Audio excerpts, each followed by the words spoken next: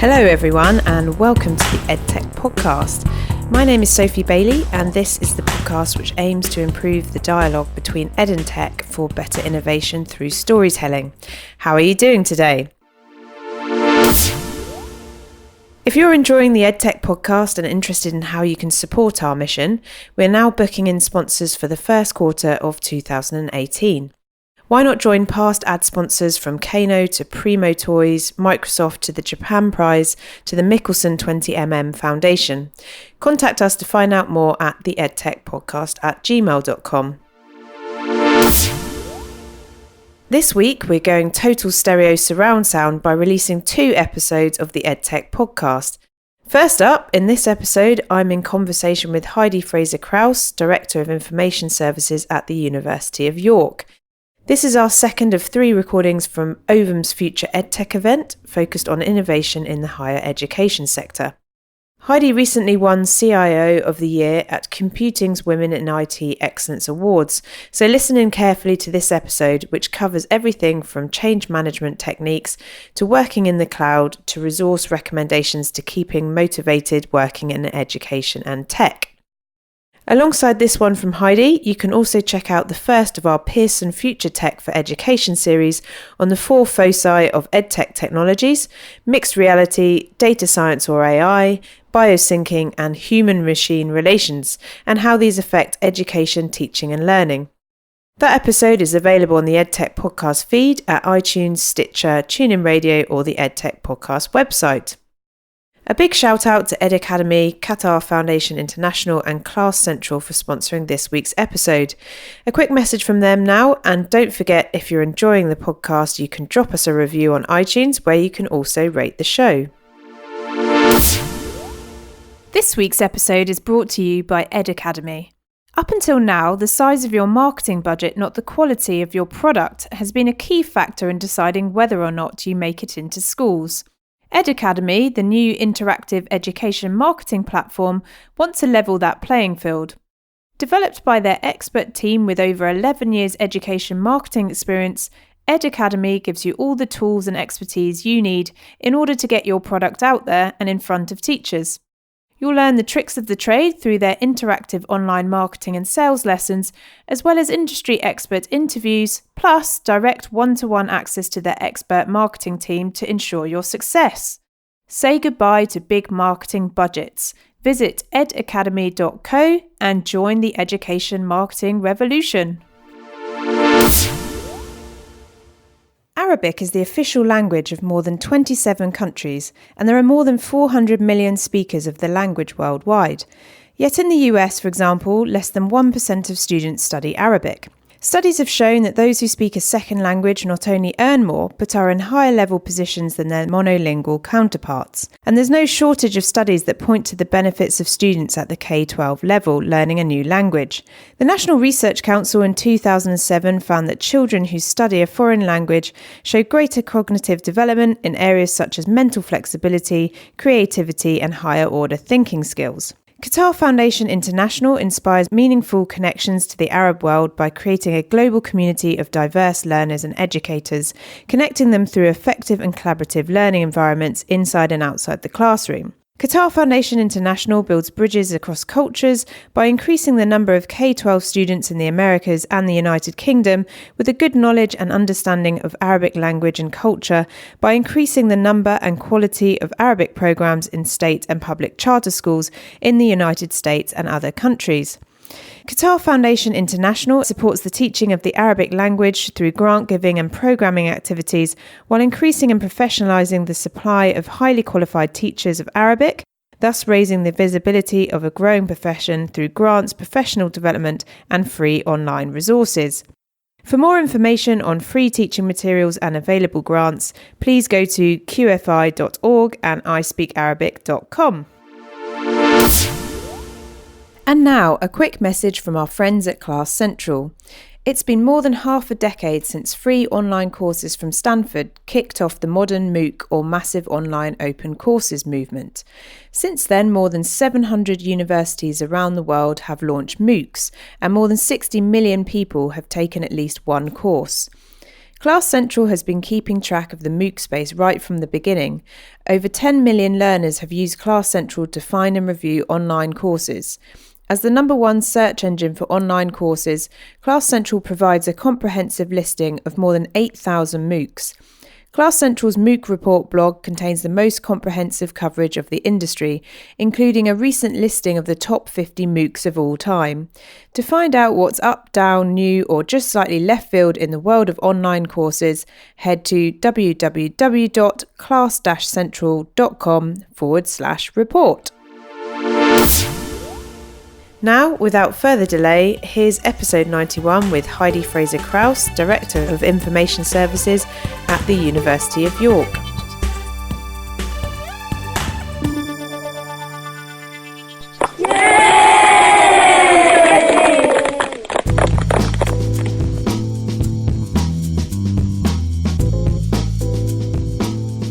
I'm here with Heidi Fraser-Krauss, who's Director of Information Services at the University of York. So welcome, Heidi. Hello. So what were you speaking about yesterday at Future EdTech? So I was talking about the institutions, higher education institutions' use of cloud services. Okay. So I did a survey and I got about a response rate of half the universities in the UK. Wow. Yeah, so a very good response rate and very interesting things. Not unpredictable, but interesting findings. And so can you run through some of the highlights? Sure. So the biggest take home for me was that higher education institutions are moving to the cloud, and that pace is really accelerated. If I think back 5 years, so I've been in the sector a while, there was not a lot happening. Now, so in the survey I did, 96% of institutions who responded had moved something, and sometimes quite large amounts of their estate, out to things like software as a service or file sync and share. And that just was not the case a few years ago. So the pace of change is increasing. And what do you see as the catalyst for that acceleration, if that's even a sentence? Cloudification, as I've just been hearing about. So I think the availability. So there's a real correlation. If there's software that's available on a cloud platform, people will move to it.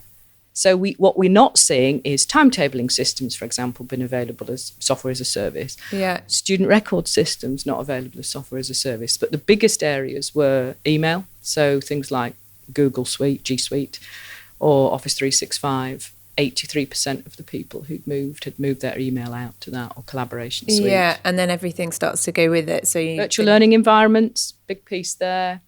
And then, your business system. So is that driven also by a cost factoring? So, lowering costs at a time of pressure on that? Because certainly if I think about K-12, it's a similar story. And I think previously the biggest concerns have been around privacy and data, but at the same time, you've got this budgetary pressure. And so I think the kind of move to the cloud, that's been a big factor. So interestingly, again, the conversation used to be about saving money, and I'm sure there is a piece around saving money.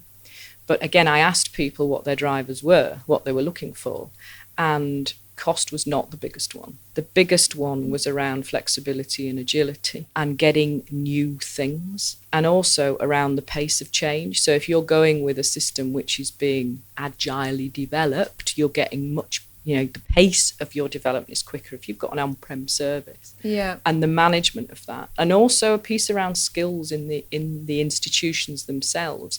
Often they haven't got the skill set to do some of these things. It was really interesting looking at this data, thinking what is driving people, and that cost was not it. Yeah.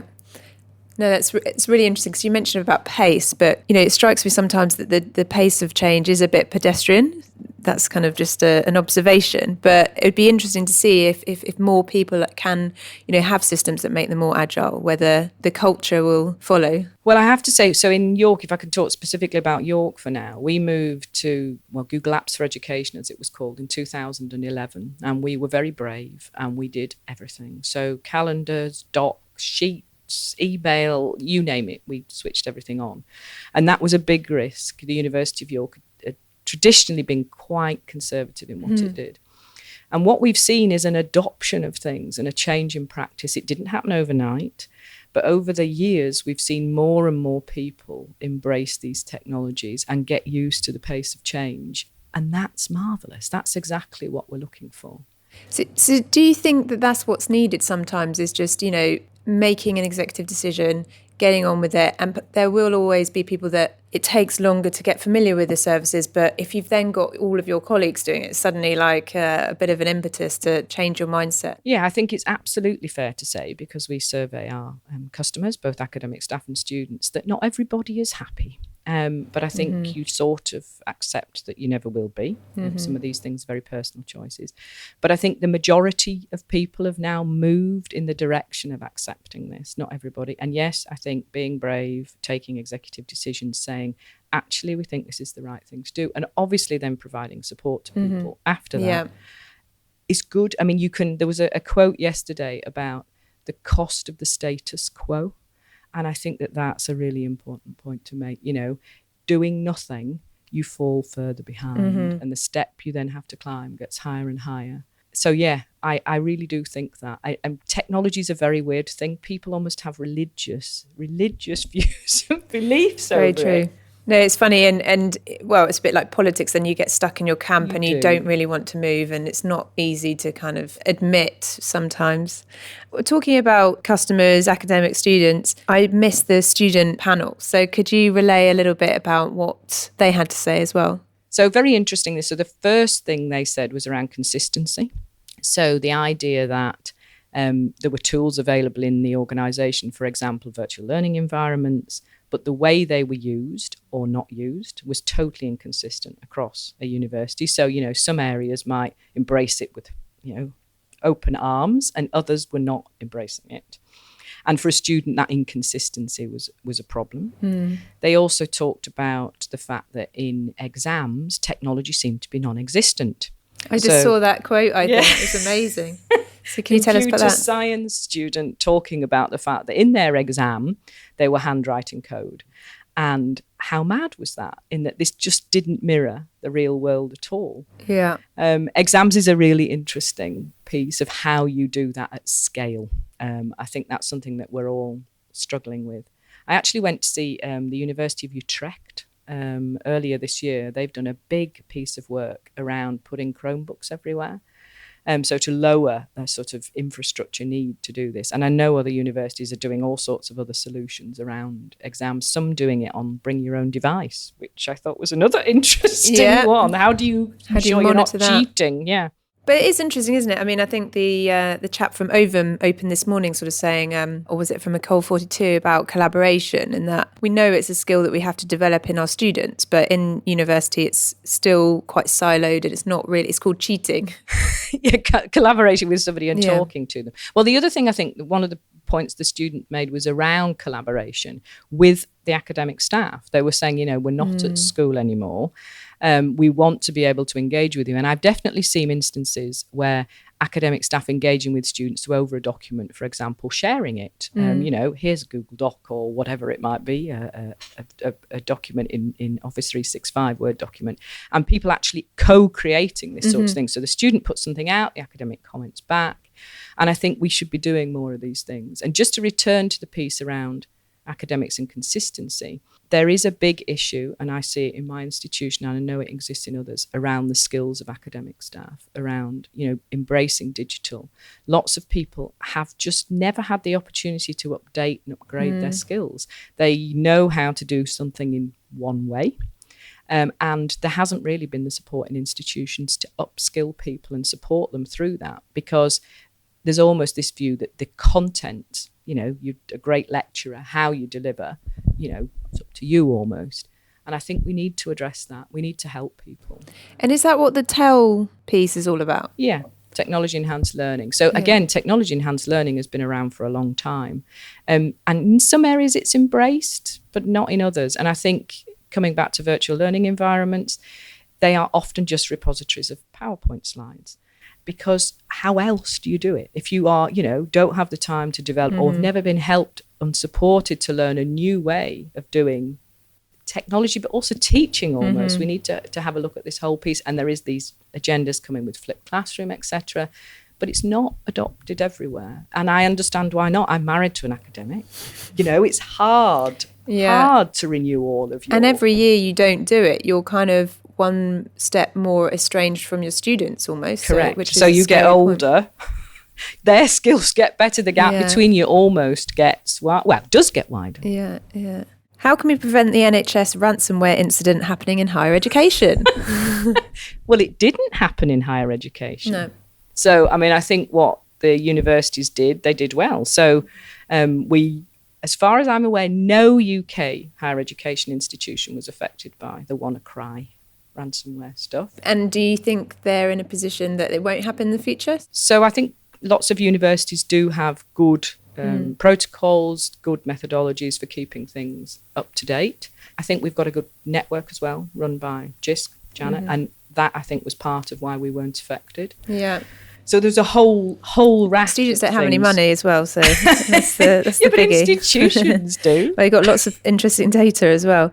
So what do you use for your tech backbone, and what do your students want? Our tech backbone. I suppose that's Janet, really, isn't it? Yeah, so for our networking, all of the networking infrastructure sort of backbone level is provided by Janet, and I don't think there are many complaints about that. In terms of its reliability, in terms of the bandwidth. Obviously, it needs to keep up the amounts of data that universities ship around, that students consume. Get off YouTube. YouTube, Netflix, all sorts of things like that. Maybe the BBC site too. The odd bit of Facebook. Yeah. Some of these things are for educational purposes. Yeah. Some of them aren't. Yeah. So what's your biggest priority and challenge right now in your own role? Okay, so I think using technology to support the business of teaching, learning and research is the real challenge. Universities' central IT teams have tended to be focused on business systems, so your HR system, your student record system, etc., and not focused on supporting teaching, learning and research. There's a mindset piece in there. There's also getting those partnership arrangements with academics in the departments. That's what I was going to ask. Do you have a kind of template that you can share with other people? Like, I'm just thinking for other projects, sometimes it's about setting up a network of champions type thing and then spreading those ideas in that way. I don't know if you have a... So I think the way I started to do this in York was to build credibility of the central IT team. So actually going out and speaking to people and understanding what it was they wanted. And when they said something that was a bit threatening or challenging or different, not saying no, actually thinking, how could we do that? How could we address that? So, for example, we used to charge for all of our storage, if you wanted a network point, all sorts of things like that. And academic departments and academics just were not interested in that. And so they went off and did their own things.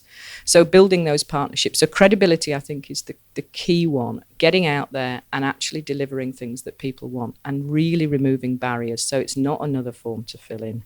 We'll do that for you. Why would you want to be patching those systems, running those things, buying those things?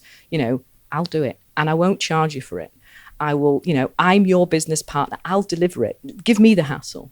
And that's worked extremely well. We've now got, as a central IT team, a very good reputation. People actually come to us now and tell us that they're going to do things and ask us for help and assistance. And that's almost half the battle won. In the past, the assumption was the answer would be no, regardless of the question. So people just never came. Yeah. And it's breaking down those barriers, opening up, making central IT much more porous. So, for example, there are lots of people working in the academic departments supporting IT in the local areas. We've opened up to them. We used to sort of say, oh, no, we don't want to engage with those people. And my argument was they're all employees of the institution and they're all supporting the business. Yeah. So just becoming more semi-permeable and porous, sharing, working in partnership. And these all sound totally straightforward and common sense things to do. But it's not as straightforward as that, and it takes quite a lot of time to build those relationships. And how did you get into the role, and what did you do previously? So in my current life, I worked at the University of St Andrews before in a similar sort of role, so responsible for business change projects and technology. Moved to York 5 years ago, responsible for IT, but I'm now also responsible for the library services and the archive in York. Which, interestingly, is quite often where loads of really cool innovation comes out of the library services. Yeah. So there's been lots and lots of partnership working. And the other area that's been really a big surprise and a real sense of joy, actually, is our archive. So York's got very nice nice, that sounds an awful word, excellent archives that cover a very long space of time back to 1160 something. And we've been working with the archives on digitization of things and supporting technology to make the archives more available. Yeah. And that's really exciting. That's There's very real cool. partnership. And again, supporting research, so sort of digital humanities, digital scholarship. There's a point in the middle where all those things overlap, and that's very exciting to me. One question I always ask everyone is if there are any books, resources, people that have kind of helped shape how you think. And so it doesn't necessarily need to be something to do with your job, but perhaps something that you continue to return to. And it doesn't have to be, it could be a novel, it could be someone you follow on Twitter, anything. So I read a couple of books. So I read a book. I read Steve Jobs' biography, The Walter Isaacson one. And that really got me, the way he had this vision and the way he often failed and kept going, but the way he just sort of felt it, that this was the right thing to do. So that's been very influential. I have to say, I didn't particularly like Steve Jobs. No, he's not a very likeable person, but you see that because it's almost because of that he has this like tunnel vision, that he gets so much stuff done, but it doesn't necessarily mean that he's someone you particularly want to hang around with. Yeah, so, and then I also read a book about Google called In the Plex. Okay. But that, again, was very interesting about how a technology company has developed. And again, about the sort of vision, the willingness to be bold and do things slightly differently.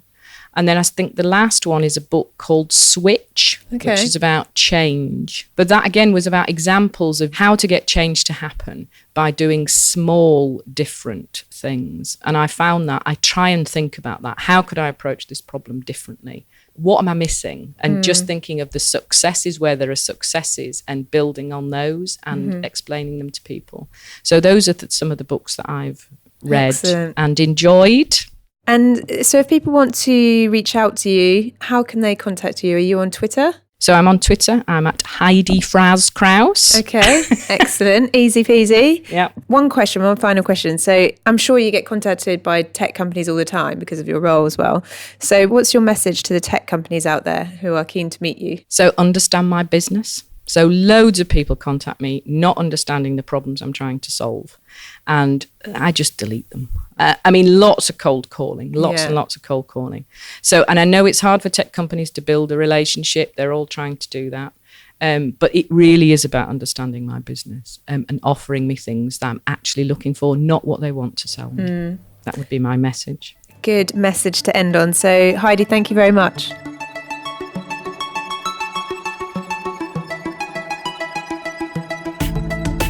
That's the end of this week's episode.